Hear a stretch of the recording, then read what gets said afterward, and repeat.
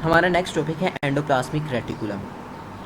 अगर हम इसके मतलब को समझ लें, the word endo means inside, अंदर वाली side. Plasmic word is derive from cytoplasm and reticulum mean network. Endoplasmic reticulum का फिर मतलब क्या बनेगा? इनसाइड साइटोप्लाज्म नेटवर्क, यानी ऐसा नेटवर्क जो कि साइटोप्लाज्म के अंदर पाया जाए उसको हम एंडोप्लाज्मिक नेटवर्क कहते हैं, ये एंडोप्लाज्मिक रेटिकुलम कहते हैं। अब एंडोप्लाज्मिक रेटिकुलम साइटोप्लाज्म के अंदर एक नेटवर्क मौजूद है। नेटवर्क जैसे कि एक जाल, आप कह सकते हो एक जाल मौजूद है। किस चीज़ का जाल मौजूद है? इंटरकनेक्टेड चैनल्स का। चैनल एक चीज़ को दूसरी चीज़ से मिलाने के लिए यूज़ होते हैं, तो इन चैनल्स का एक जाल मौजूद है जो साइटोप्लाज्म के अंदर पाया जाता है, उसको एंडोप्लाज्मिक रेटिकुलम बोलते हैं। तो इसकी अगर मैं डेफिनेशन की बात करूँ, it is a network of interconnected channel. ये ऐसे चैनल जो आपस में एक दूसरे से मिले हुए हैं उनका नेटवर्क है, जो कि हमारे पास साइटोप्लाज्म के अंदर फैले हुए हैं, और ये एक्सटेंड करते हैं फ्रॉम न्यूक्लियर इन्वेलप। न्यूक्लियर के इन्वेलप से शुरू होते हैं और जाते कहाँ तक है? सेल मेम्ब्रेन तक जाते हैं। जैसे कि अगर मैं आपको यहाँ पर दिखाऊँ, ये है आपका न्यूक्लियस। इसकी न्यूक्लियस की आउटर मेम्ब्रेन से ये चैनल शुरू हो जाते हैं और ये यहाँ तक, अगर हमारी सेल मेम्ब्रेन है तो यहाँ तक ये फैले हुए हैं, तो इनको हम बोलते हैं एंडोप्लाज्मिक रेटिकुलम। ये एंडोप्लाज्मिक रेटिकुलम दो फॉर्म्स, अगर मैं इसकी शक्ल आपको दिखाऊं तो ये कुछ इस तरह का होता है। जैसे कि आप देख सकते हो ये डिफरेंट चैनल्स हैं, ये देखो ये चैनल्स हैं, ये चैनल्स आपस में एक दूसरे के साथ कनेक्टेड हैं। ये डिफरेंट चैनल्स बने हुए हैं। चैनल मतलब रास्ते बने हुए हैं थोड़े से। इसके जैसे सेल को एक हिस्से को दूसरे हिस्से के साथ मिला रहे हैं, चैनल्स बने हुए हैं सेल के अंदर, तो ये है एंडोप्लाज्मिक रेटिकुलम। तो एंडोप्लाज्मिक रेटिकुलम जो होता है ये दो फॉर्म्स में पाया जाता है। एक हमारे पास इसकी रफ फॉर्म होती है और एक दूसरी इसकी स्मूथ फॉर्म होती है।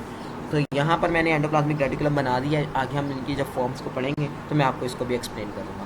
पहले है rough endoplasmic reticulum. Rough endoplasmic reticulum वो एंडोप्लाज्मिक रेटिकुलम है जिसके ऊपर राइबोसोम्स अटैच होते हैं। अगर आप यहाँ पर देखो, मैंने यहाँ पे जो पर्पल कलर से शो किए हुए हैं ये राइबोसोम्स हैं।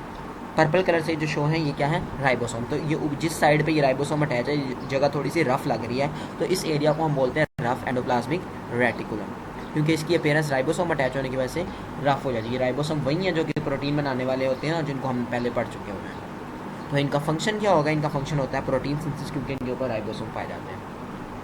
सेकेंड वाली जो हमारी टाइप है उसको हम बोलते हैं स्मूथ एंडोप्लाज्मिक रेटिकुलम। इसके ऊपर राइबोसोम नहीं होते, तो इसलिए हम इसको बोलते हैं कि ये स्मूथ है। इसके अगर मैं फंक्शन की बात करूँ तो इनका फंक्शन होता है लिपिड्स का मेटाबॉलिज्म करना। जैसे कि अगर मैं यहाँ पर दिखाऊँ तो ये वाला जो एरिया है इसके ऊपर राइबोसोम नहीं है, तो इस एरिया को हम बोलते हैं कि ये स्मूथ है, क्योंकि इसके ऊपर राइबोसोम अटैच नहीं है। लिपिड क्या होते हैं? आप जितने भी ऑयल्स वगैरह खाते हो आपके बॉडी में एंटर होते हैं, तो उनको जाकर मेटाबोलाइज करना होता है, उनको तोड़ना होता है, तो वो काम कौन करता है? स्मूथ एंडोप्लाज्मिक रेटिकुलम करता है। इसलिए ड्रग मेटाबॉलिज्म, जब दवाइयाँ खाते हो उनको भी तोड़ने का काम भी स्मूथ एंडोप्लाज्मिक रेटिकुलम करता है। इस तरह जो भी केमिकल्स आपके बॉडी में एंटर होते हैं, जैसे कि आप फॉर एग्जाम्पल साबुन से हाथ धोते हो तो कुछ साबुन आपके हाथ पे लगा रह जाता है। आप चाहे जितना मर्जी हाथ धो लो तो आप 100% उसे ख़त्म नहीं कर सकते, तो वो आपकी सेल्स में जाएगा, तो उसको डिटॉक्सीफाई कौन करता है? स्मूथ एंडोप्लाज्मिक रेटिकुलम करता है। तो ये इंटॉक्सिफिकेशन या डिटॉक्सिफिकेशन करता है केमिकल्स की, या सेल के एक पार्ट से दूसरे पार्ट तक, क्योंकि चैनल्स हैं जैसे कि मैंने आपको बताया था, ये चैनल्स बने हुए हैं, तो ये एक पार्ट से दूसरे पार्ट तक मैसेजेस को और मटेरियल्स को ट्रांसफ़र भी करते हैं। तो ये था हमारा एंडोप्लाज्मिक रेटिकुलम।